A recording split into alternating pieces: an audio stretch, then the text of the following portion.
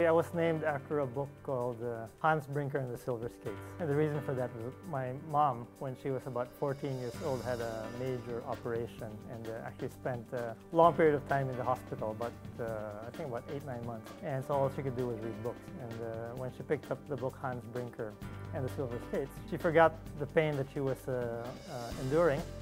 And she said that when I have a son, he's got to be named Hans Brinker. I think it's the tale of a young boy who tried to plug the dike, if you remember that story. He won a race to actually help raise funding for what he had to do. My day is typically a relatively long one. I start off usually with some exercise in the morning, come into work, and sometimes it's a breakfast meeting, many meetings, some speeches and some other paperwork, a lot of phone calls.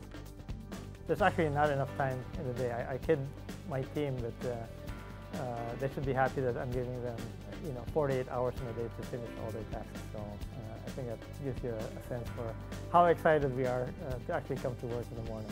There's been some situations wherein it's been nerve-wracking for those of us in the exchange.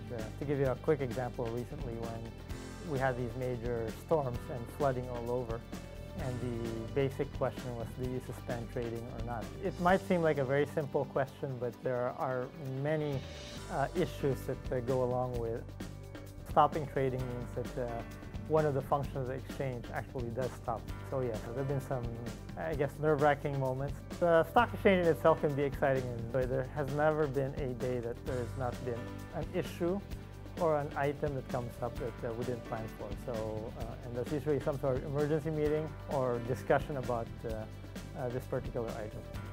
I didn't really think I would end up at the PSE, quite honestly. My whole background has been one of an investment banker, although I was trained really as a mathematician and economist and was asked to join the board of the exchange. And because we lost subsequent to that, we lost our CEO or two CEOs, and I guess the board asked me to be the CEO. So I would say a bit of an accidental assignment. Ayala One is clearly the center of business, and I would argue the financial nerve center of the country.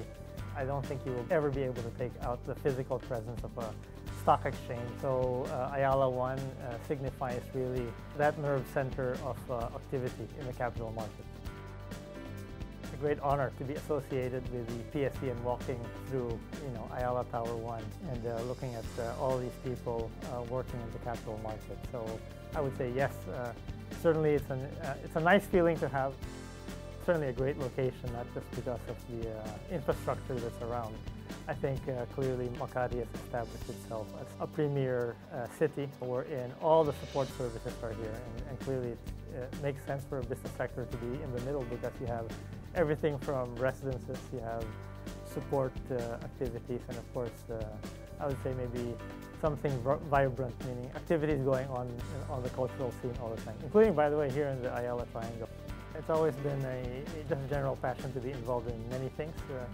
Of course, just on the personal side, I love reading, love trying to engage in sports, and I think these two kind of passions are enough to take up a huge chunk of time, and maybe I was a failure in the music scene. As a kid, I took up classic guitar lessons. In high school, I was part of a very noisy band, so I think making noise opposed to making music. Rolling Stones type of stuff, and maybe a little bit of Beatles. That was the easy stuff. Well, easy stuff because we were noisy, not necessarily making music. I do hope that when I leave the exchange, it will be a much better place than when I came in. So pretty straightforward. Well, I think the economy is going to do well. The Philippine economy is going to do well from a fundamental point of view for the next 12 to 18 months. So almost by its very nature, the stock exchange and the listed companies will do extremely well. I hope the future continues to be not just challenging, but also rewarding in a personal achievement sense. And under these good macroeconomic conditions will hopefully bring that type of positive, maybe psychic reward.